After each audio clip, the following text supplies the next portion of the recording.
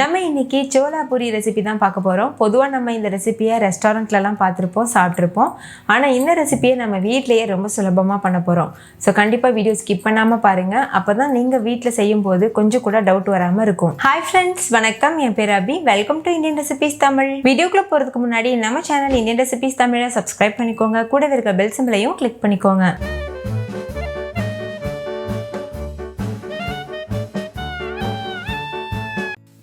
First நம்ம chole masala prepare பண்ணிடலாம். அதுக்கு நான் இன்றைக்கி 1 கப் அளவு வெள்ளை கொண்டக்கடலை எடுத்திருக்கேன்.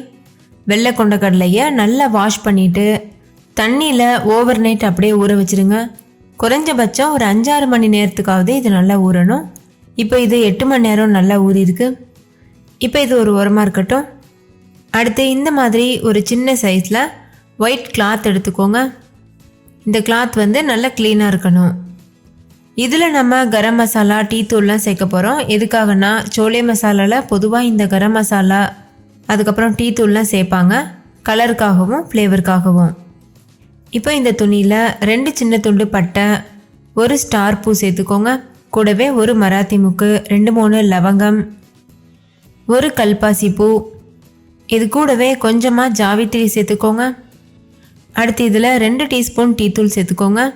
நீங்கள் வீட்டில் யூஸ் பண்ணுற எந்த டீ தூள் வேணாலும் யூஸ் பண்ணலாம். சேர்த்துட்டு இதை ஒரு போட்லி மாதிரி கட்டிக்கோங்க. அதாவது ஒரு சின்ன மூட்டை மாதிரி கட்டிக்கோங்க.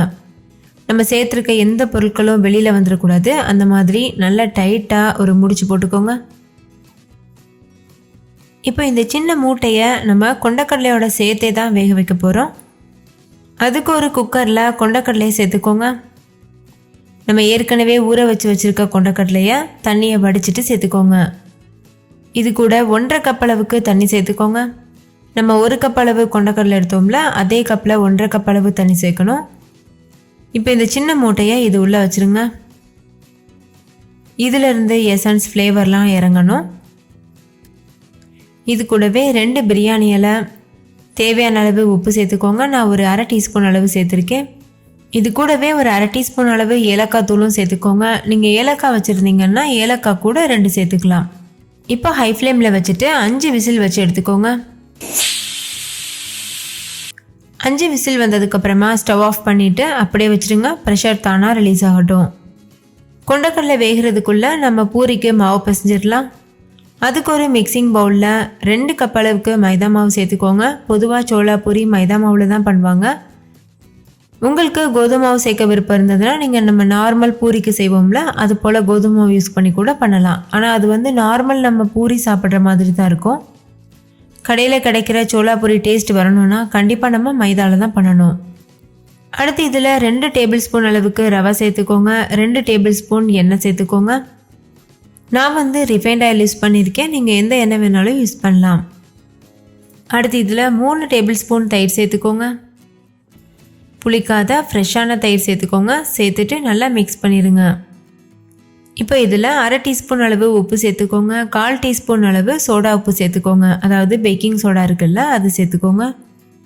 சேர்த்துட்டு தேவையான அளவு தண்ணி சேர்த்து சாஃப்டான மாவு பக்குவத்துக்கு பிசைஞ்சு எடுத்துக்கோங்க.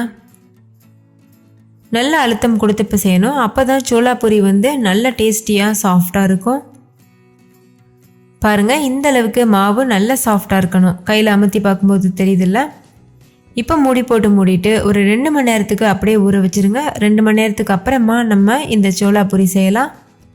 இதுக்கு மேலாப்பில் கொஞ்சமாக எண்ணெய் மட்டும் அப்ளை பண்ணிவிட்டு இதை அப்படியே மூடி போட்டு வச்சுருங்க. அப்போ தான் மேலே காயாமல் இருக்கும். இன்னொரு பக்கம் கொண்டக்கடலை நல்லா வெந்திருக்கு. ப்ரெஷர்லாம் தானாக ரிலீஸ் ஆகிட்டு நல்லாவே வெந்திருக்கு. பாருங்கள், நசுக்கி பார்க்கும்போது எவ்வளோ ஈஸியாக மசிஞ்சு வருது. அப்போ கரெக்டாக வெந்திருக்குன்னு அர்த்தம். ஒருவேளை இந்த அளவுக்கு வேகலைன்னா நீங்கள் எக்ஸ்ட்ரா ஒரு 2-3 விசில் வச்சு எடுத்துக்கோங்க. இப்போ நம்ம உள்ளே ஏற்கனவே வச்சுருந்தோம்ல மூட்டை, அந்த மூட்டையை எடுத்து வெளியில் வச்சுருங்க. இந்த 2 பிரியாணி இலையையும் வெளியில் எடுத்துருங்க. இதோட கலர் பாருங்கள், அந்த டிகாஷன் எசன்ஸ்லாம் இறங்கி இருக்கிறதுனால இந்த கலரில் இருக்குது. இப்போ ஒரு பேன் சூடுபடுத்திக்கோங்க. அதில் 2 டேபிள் ஸ்பூன் எண்ணெய் சேர்த்துக்கோங்க. எண்ணெய் நல்லா சூடானதுக்கப்புறமா 2 பெரிய சைஸ் வெங்காயத்தை இந்த மாதிரி 1-2 கட் பண்ணிவிட்டு சேர்த்துக்கோங்க.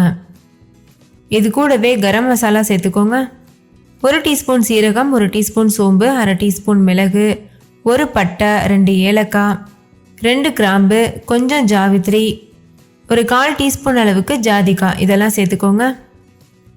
நம்ம இந்த மாதிரி சேர்க்கறதுனால நம்ம இது கூட சோலை மசாலா சேர்க்கணும்னு அவசியம் இல்லை. ஒருவேளை நீங்கள் இந்த கரம் மசாலா சேர்க்க விருப்பப்படலைன்னா சோலை மசாலா சேர்த்துக்கோங்க. ஒரு டேபிள் ஸ்பூன் அளவுக்கு சோலை மசாலாவை கிரேவியோட ஆட் பண்ணிக்கோங்க. சில பேருக்கு சோலை மசாலா கிடைக்கிறது இல்லை, அதனால் நான் இந்த மாதிரி ஃப்ரெஷ்ஷாகவே அரைச்சி பண்ணி காமிச்சிருக்கேன். அடுத்து இதில் கொஞ்சமாக உப்பு சேர்த்துக்கோங்க. நம்ம சன்னா வேக வைக்கும் போதும் உப்பு சேர்த்துருக்கோம், அதனால் பார்த்துட்டு சேர்த்துக்கோங்க. கொஞ்சமாக கசூரி மேத்தி சேர்த்துக்கோங்க. ஒரு டீஸ்பூன் அளவுக்கு சேர்த்தா போதும். சேர்த்துட்டு ஸ்டவ்வை லோ ஃப்ளேமில் வச்சுட்டு இது நல்லா வதக்கிக்கோங்க. வெங்காயத்தோட கலர் சேஞ்ச் ஆகணும், அது வரைக்கும் நல்லா வதக்கிடுங்க. வெங்காயம் ஓரளவு கலர் மாறினதுக்கப்புறமா இது கூட 2 தக்காளியை இந்த மாதிரி 1-2 கட் பண்ணிவிட்டு சேர்த்துக்கோங்க. இது நம்ம அரைக்க தான் போகிறோம், அதனால் ரொம்ப ஃபைனாக கட் பண்ணணும்னு அவசியம் இல்லை. ஸ்டவ்வை லோ ஃப்ளேமில் வச்சுட்டு இது நல்லா வதக்கிடுங்க. பாருங்கள், வெங்காயம் தக்காளியோட கலர்லாம் நல்லா சேஞ்ச் ஆகிட்டு இது முழுமையாக வதங்கிடுச்சு. இந்த ஸ்டேஜில் ஸ்டவ் ஆஃப் பண்ணிவிட்டு இதை அப்படியே ஆற வச்சுருங்க. ஆறினதுக்கப்புறமா ஒரு மிக்ஸி ஜாருக்கு மாற்றிடுங்க.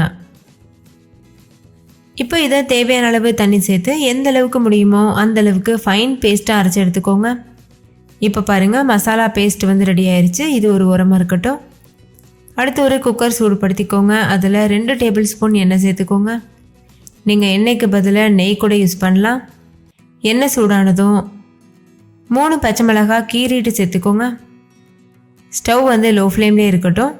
இது கூடவே 1 டீஸ்பூன் இஞ்சி பூண்டு விழுது சேர்த்துக்கோங்க. சேர்த்துட்டு நல்லா மிக்ஸ் பண்ணிடுங்க.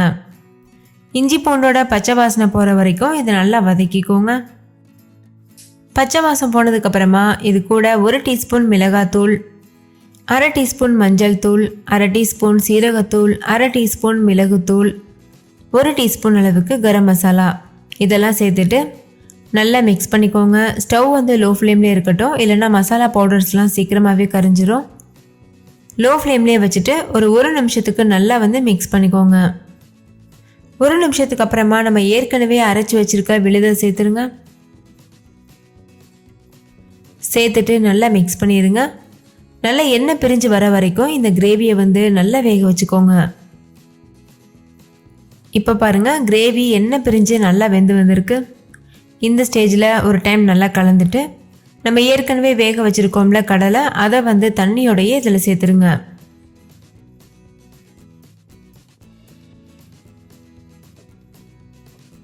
சேர்த்துட்டு நல்லா கலந்துக்கோங்க. இந்த ஸ்டேஜில் தேவைப்பட்டதுன்னா நீங்கள் கொஞ்சமாக உப்பு சேர்த்துக்கலாம். இப்போ உங்களுக்கு தேவைப்பட்டதுன்னா கொஞ்சமாக தண்ணி சேர்த்துக்கலாம். நான் ஒரு அரை கப் அளவுக்கு தண்ணியை மிக்சியில் சேர்த்துட்டு நல்லா மிக்ஸ் பண்ணிவிட்டு சேர்த்துருக்கேன். சேர்த்துட்டு நல்லா கலந்துட்டு மூடி போட்டு மூடிட்டு ஹை ஃப்ளேமில் வச்சு ஒரு 2 விசில் வச்சுக்கோங்க.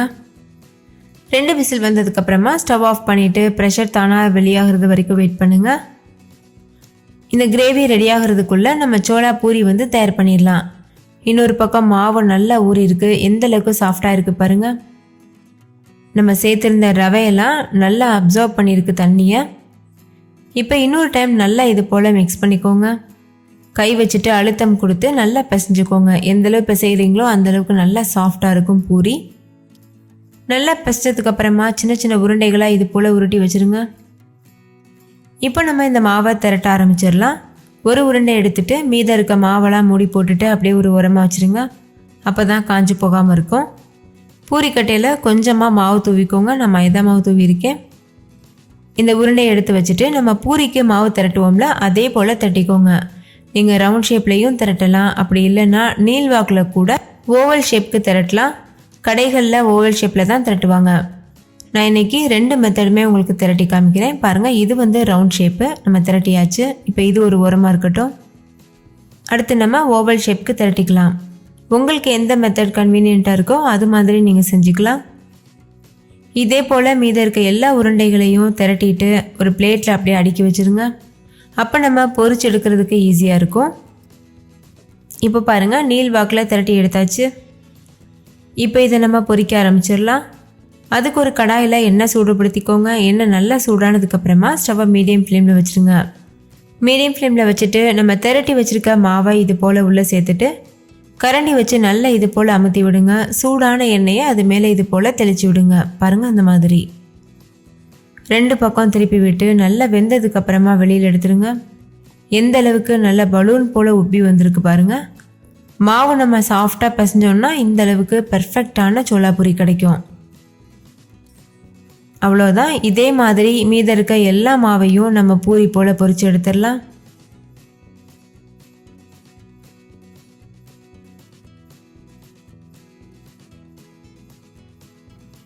இன்னொரு பக்கம் கிரேவி தயாராகிருச்சு. ப்ரெஷர்லாம் தானாக ரிலீஸ் ஆகியிருக்கு. ஓப்பன் பண்ணிவிட்டு நல்லா மிக்ஸ் பண்ணிவிட்டு உப்பெல்லாம் செக் பண்ணி பாருங்கள். தேவைப்பட்டால் கூட நீங்கள் சேர்த்துக்கலாம். இந்த ஸ்டேஜில் நீங்கள் இந்த மாதிரி குழம்பு கன்சிஸ்டன்சியில் சர்வ் பண்ணலாம். அப்படி இல்லைன்னா கொஞ்சம் ட்ரை ஆகிட்டு நல்ல ஒரு கிரேவி கன்சிஸ்டன்சியில் கூட சர்வ் பண்ணலாம். அதுக்கு நீங்கள் ஹை ஃப்ளேமில் வச்சு ஒரு 5 நிமிஷம் கொதிக்க வச்சா போதும். இப்போ இதில் பொடியாக கட் பண்ணினா கொத்தமல்லி இலைகள் தூவிக்கோங்க. ஃபைனலாக இதில் ஒரு அரை எலுமிச்சம்பழத்தை பிழிஞ்சு விட்டுக்கோங்க. சோளே மசாலாவில் கொஞ்சம் புளிப்பு சுவை இருக்கும், அதுக்காக சேர்த்துருக்கோம். சேர்த்துட்டு நல்லா கலந்துக்கோங்க.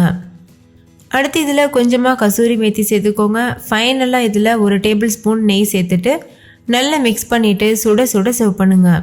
நெய் சேர்த்து கலந்துட்டு சர்வ் பண்ணும்போது நல்ல வாசனையாக ஒரு ரிச்சான டேஸ்ட்டோடு இருக்கும். நீங்களே பாருங்கள், பார்க்கும்போதே சாப்பிடணும் போல் இருக்குல்ல. சாப்பிட்றதுக்கு ரொம்பவே அருமையான டேஸ்ட்டில் இருந்தது. இப்போ இந்த பூரியை பிச்சு காமிக்கிறேன் பாருங்கள், எவ்வளோ ஃப்ளஃபியாக இருக்குது. பொரிச்சு ரொம்ப நேரம் ஆகியும் கூட இந்த அளவுக்கு ஃப்ளஃபியாக இருக்கும். நல்ல சாஃப்டாக பெர்ஃபெக்டாக வந்திருக்கு. இது கூட வச்சு சாப்பிட்றதுக்கு இந்த சோளே மசாலா ரொம்ப ரொம்ப அருமையான காம்பினேஷன். ஸோ கண்டிப்பாக மிஸ் பண்ணிடாமல் ட்ரை பண்ணி பாருங்கள். வீட்டில் இருக்க எல்லாரும் என்ஜாய் பண்ணி சாப்பிடுவாங்க. ஓகே ஃப்ரெண்ட்ஸ், இந்த ரெசிபி உங்களுக்கு ரொம்ப பிடிச்சிருந்துச்சுல? பிடிச்சிருந்தா லைக் பண்ணுங்கள், ஷேர் பண்ணுங்கள், கமெண்ட் பண்ணுங்கள். தேங்க்யூ, பாய்.